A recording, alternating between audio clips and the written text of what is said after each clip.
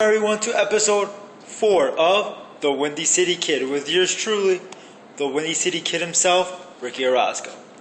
In today's show, we're going to start things off with the NBA. Congratulations to the Miami Heat. The Miami Heat captured their first championship in 6 years, the last one being in 2006 when Dwayne Wade was with fellow teammate Shaquille O'Neal. This time the big three, LeBron, Wade, and Bosh, did what they promised to the city of Miami and captured a championship. Not only is this their first championship in 6 years, but this is LeBron James' first championship in his 9-year career. Second for Dwayne Wade, and first for Chris Bosh. Today, Monday, was their celebration over in Miami in the American Airlines Arena. They have been celebrating all day, and don't blame them, over there in Miami. The Miami Heat defeated the Oklahoma City Thunder 4-1 in the 7-game series. LeBron James was the MVP of the NBA Finals. Quick reminder, this Thursday will mark the 2012 NBA Draft. Stay tuned on ESPN. In baseball news, yesterday was the ending of interleague play. Interleague play ended with the American League beating the National League 142 games to 110. The American League has not lost the interleague series since 2003. In some news from interleague play, the Chicago White Sox defeated the Milwaukee Brewers in 10 innings last night, with Eduardo Escobar being the hero in yesterday's game in a 1-0 win over the Brew Crew in 10 innings. The White Sox won the series 2-1. The Chicago Cubs unfortunately lost to the Arizona Diamondbacks 5-1 yesterday. Matt Garza now goes down to 3-6. The only run scored for the Cubs was Alfonso Soriano's home run, his 14th of the year. The Cubs got swept by the Arizona Diamondbacks. And also in the Subway Series, the New York Yankees defeated the New York Mets in a great game. Final score was 6-5, and they won the Subway Series 2-1. The runs consisted of Nick Swisher's home run, and also in the 8th inning, Robinson Cano being the hero and winning and hitting his 16th home run of the season. Boone Logan, the former White Sox pitcher, was the winner of that game. Now, in today's news, some of today's games will include the Chicago White Sox against the Minnesota Twins.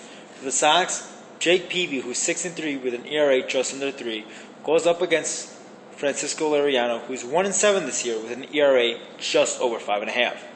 In other games for the East Coast, we got the Cleveland Indians visiting the New York Yankees. It'll be Tomlin, who's 3-4 this year with an ERA just over 5, versus Crudora, who's 6-7 with an ERA just over 3.5.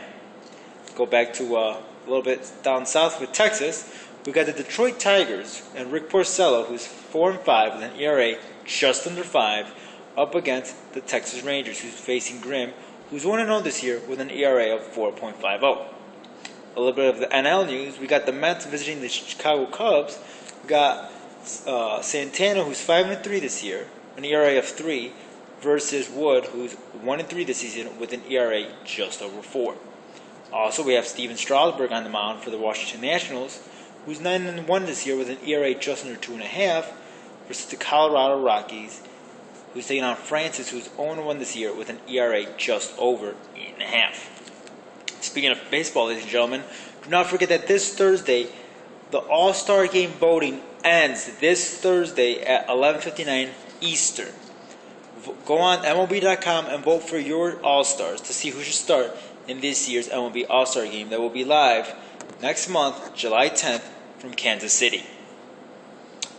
Some other news we cannot forget, the Chicago White Sox last night traded pitcher Zach Stewart and utility player Brent Lillibridge for Boston Red Sox third baseman Kevin Youkilis. Kevin Youkilis is expected to make his debut tonight for the White Sox. Congratulations to the White Sox on getting a great third baseman. And some boxing news. This past Saturday, Josecito Lopez improved to 30-4 with a huge upset win over Victor Ortiz, who now drops to 29-4. The victory came in the 9th round by TKO and even broke Jose Lopez even broke Victor Ortiz's jaw.